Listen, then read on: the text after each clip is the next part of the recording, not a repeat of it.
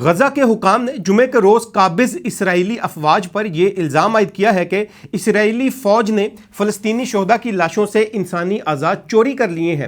فلسطینی حکام نے ایک بین الاقوامی تحقیقاتی کمیٹی تشکیل دینے کا مطالبہ کیا ہے تاکہ اس خوفناک جرم کی تفتیش کی جا سکے۔ ترک خبررساں ادارے کے مطابق غزہ کے سرکاری میڈیا آفس کے ڈائریکٹر اسماعیل نے ترک خبررساں ادارے سے گفتگو کرتے ہوئے کہا کہ قابض اسرائیلی فوج نے گزشتہ 3 دنوں کے دوران ریڈ کراس کے ذریعے 120 فلسطینیوں کی لاشیں حوالے کی ہیں، جن میں سے بیشتر کی حالت نہایت ابتر ہے اور ان پر قتل اور تشدد کے واضح آثار بھی موجود تھے۔ اسماعیل کے مطابق کئی لاشوں کی آنکھوں پر پٹیاں بندھی ہوئی تھیں اور ان کے ہاتھ پاؤں بھی بندھے ہوئے تھے، جبکہ بعض کے گلے پر رسی کے نشانات بھی موجود تھے جو کہ گلا گھونٹ کر قتل کیے جانے کی نشاندہی کرتے ہیں۔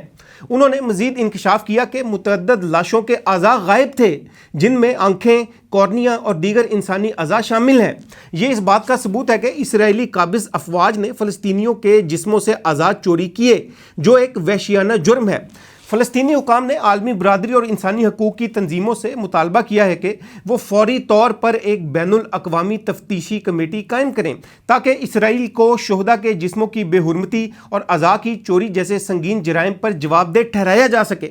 فلسطینی شہداء کی لاشوں کی بازیابی کے لیے کام کرنے والی تنظیم کے مطابق اسرائیل کے قبضے میں اس وقت تقریباً 735 فلسطینی قیدیوں کی لاشیں موجود ہیں، جن میں تقریباً 65 بچے بھی شامل ہیں۔ اسرائیلی میڈیا کے مطابق اسرائیل کے جنوبی علاقے النقب میں واقع فوجی اڈے پر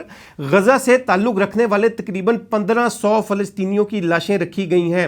یہاں یہ یاد رہے کہ قابض اسرائیلی افواج پر اسرائیل کی جیلوں میں قید فلسطینیوں کے اعضاء چوری کرنے کے بارے میں مختلف رپورٹس پہلے بھی میڈیا پر آ چکی ہیں۔ قابض اسرائیلی افواج کی جانب سے فلسطینی قیدیوں کی لاشوں کی اس مبینہ بے حرمتی پر انسانی حقوق کے لیے کام کرنے والے افراد اور ماہرین کا کہنا ہے کہ جنگی جرائم میں ملوث اسرائیلی وزیر اعظم نیتن یاہو پر غزہ میں کی جانے والی نسل کشی اور لاشوں سے اعضاء کی چوری جیسے سنگین جرائم کی بنیاد پر جلد از جلد مقدمات چلائے جائیں اور عالمی قوانین کے تحت انتہا پسند نیتن یاہو کو سخت سے سخت سزا دی جائے۔